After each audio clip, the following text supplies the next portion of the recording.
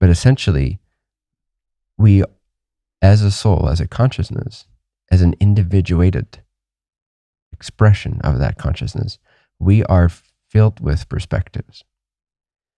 And these perspectives exist during incarnational experience, and they also exist beyond incarnational experience. They don't disappear when the body dies, as we say. Mm-hmm.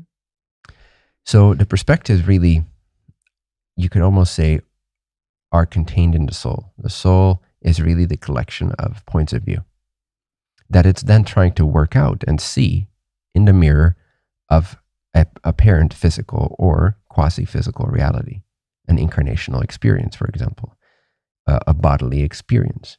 So it's like the painter, which takes on a vision or a point of view or a feeling, then begins to crystallize that, and onto that canvas, onto that paradigm, it starts to fill it in with the artwork so that it can see in a tangible way the outer manifestations that are hints to the perspectives that it's holding at a soul level. So what is a soul attempting to do through the process of incarnation? It is trying to iron out, understand, balance out, clear out, empty out, free, purify its essential nature from its perspectives that it has developed over the course of, one could hypothesize, millions and millions of years of evolution as a soul consciousness, as an individuated spark of this original God state, the great I am. You could see enlightenment as a spectrum, but essentially there's three main steps in the journey, three main elevations or enlightenments. One is the awakening from oneself as the personality. One begins to realize, hey, I'm much more than just my thoughts and emotions. Once they begin to see that and they become sort of aware of this witnessing quality of consciousness that's present within them, and they begin to understand that in essence they are a soul that's having a human experience rather than being a human that was born. That's sort of the first, most relative level of enlightenment.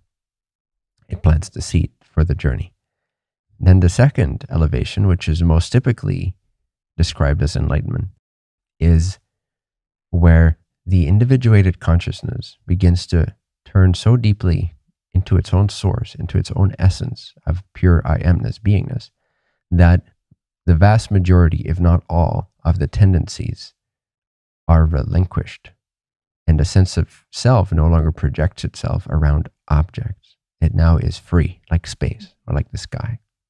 And therefore it has no world that belongs to it, and it doesn't belong to the world. It's free, it's ingraspable, it's untouchable.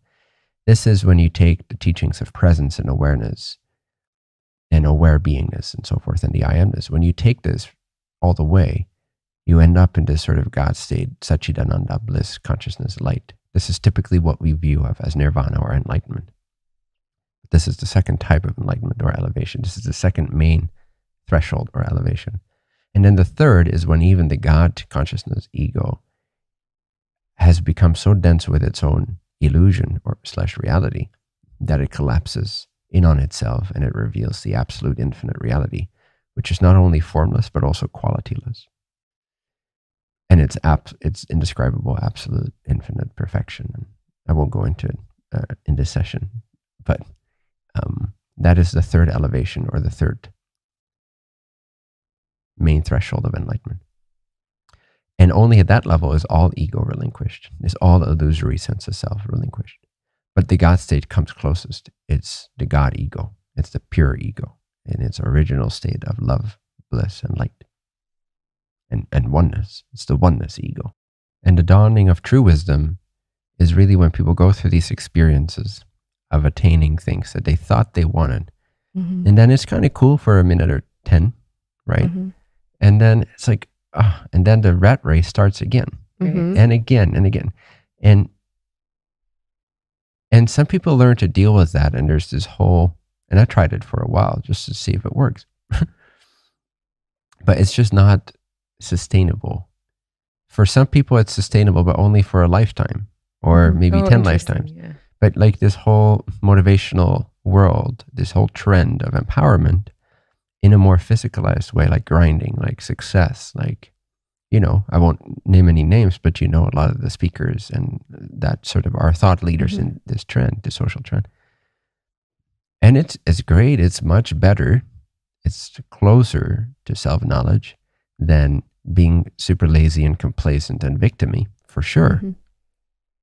But still, there is an exhaustion underneath that they're typically afraid to recognize.